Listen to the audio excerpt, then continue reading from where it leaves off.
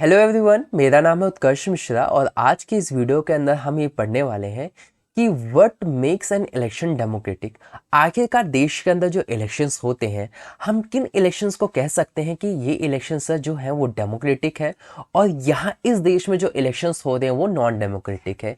क्योंकि अक्सर क्या होता है, हर एक कंट्री है वो अपने आप में तो ये कहती है, वो कहती रहती है कि हमारे देश जो है डेमोक्रेटिक, यहाँ पे इलेक्शंस भी डेमोक्रेटिक वे में होते हैं। डेमोक्रेटिक वे का मतलब जनता जिसे चुनती है वही होता है, एक सही पैमाने पे होते हैं, सही तरीके से होते हैं।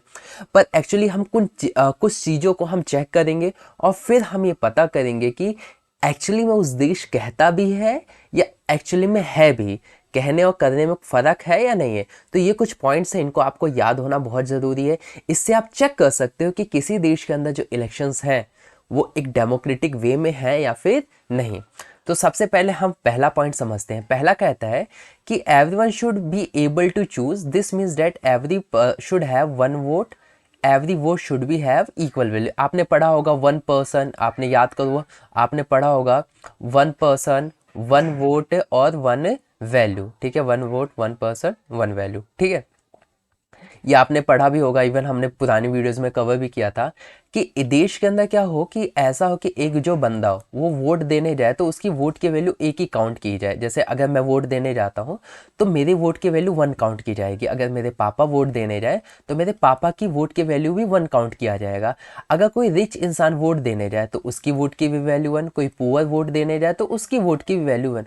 तो आप यहाँ ये देख सकते हो कि कोई भी डिस्क्रिमिनेशन नहीं है, ना ही जेंडर के साथ है, ना ही हमारे कास्ट के साथ है, ना ही हमारे इकोनॉमिक स्टेटस के साथ कोई भेदभाव है, इस तरीके का नहीं है। हाँ, बस एक एज लिमिट है अपने देश के अंदर, और उस जैसे अपने देश के अंदर है ना 18 है कि जो 18 प्लस है वो सारे लोग वोट डाल सकते हैं। क्लियर, क्योंकि बहुत वोट एक बहुत इंपॉर्टेंट चीज़ होती है। तो अपने देश ने समझा कि 18 उम्र का जो बंदा हो जाता है वो ठीक हो जाता है, उसके पास इतनी समझ हो जाती है कि चुन सके कि कौन बंदा जो है वो ठीक है, कौन बंदा खराब है।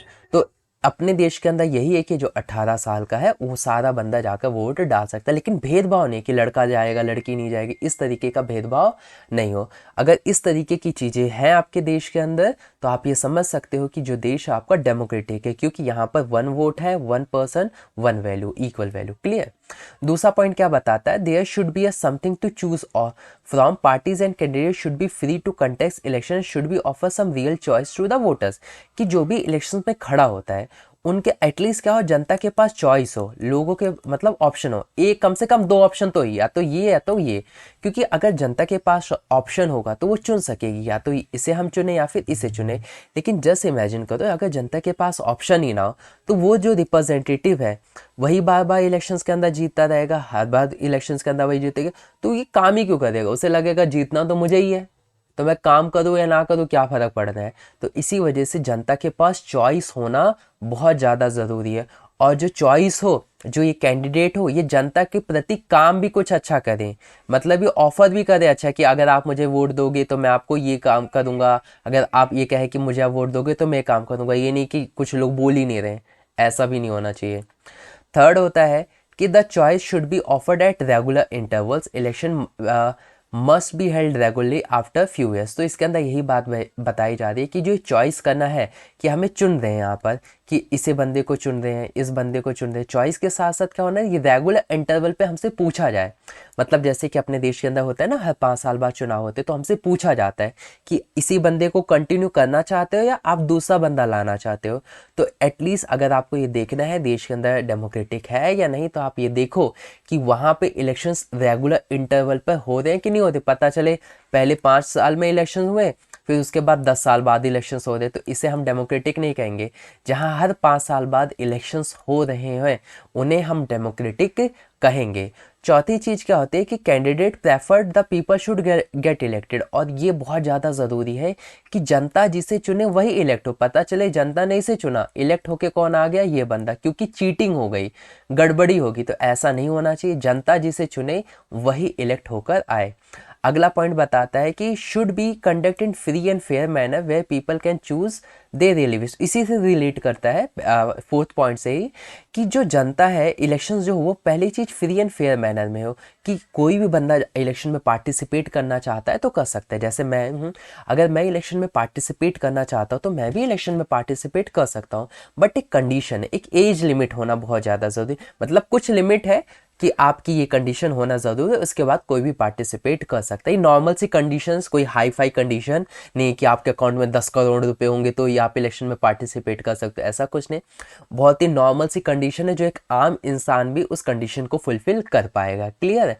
एक कंडीशन है एज की, वो एज की कंडीशन कितनी होनी चाहिए इलेक्शन लड़ने के लिए, ये मुझे आप कमेंट सेक्शन में ज़रूर बताना।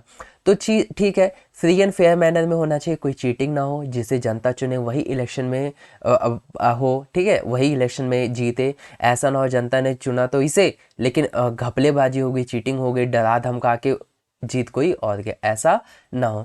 तो इससे हम ये समझते हैं कि ये तो बहुत ही बेसिक बेसिक सी चीज़ें हैं जो एक कंट्री के अंदर होनी चाहिए, जिससे हम ये पता कर सकते हैं इलेक्शंस के अंदर डेमोक्रेटिक है या फिर नहीं।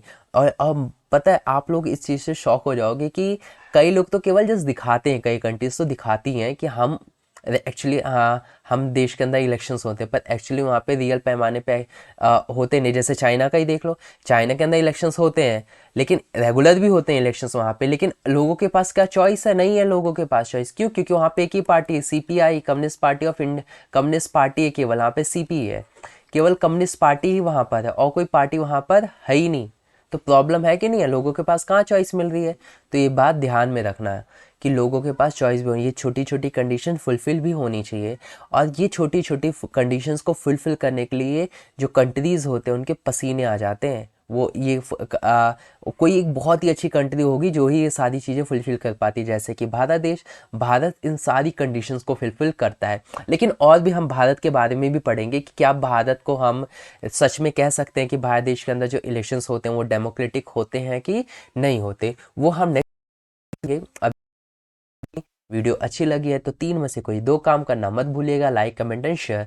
कोई भी दो जो आपको पसंद आता है वो करिएगा ज़रूर। और वीडियो की प्लेलिस्ट भी बन चुकी है, आप ले जाके और भी जो इस चैप्टर से रिलेटेड जितने भी टॉपिक्स और भी जो चैप्टर्स आ रहे एग्जाम में उनको आप वहाँ से चेक करिए और अपना सिलेबस कवर करिए।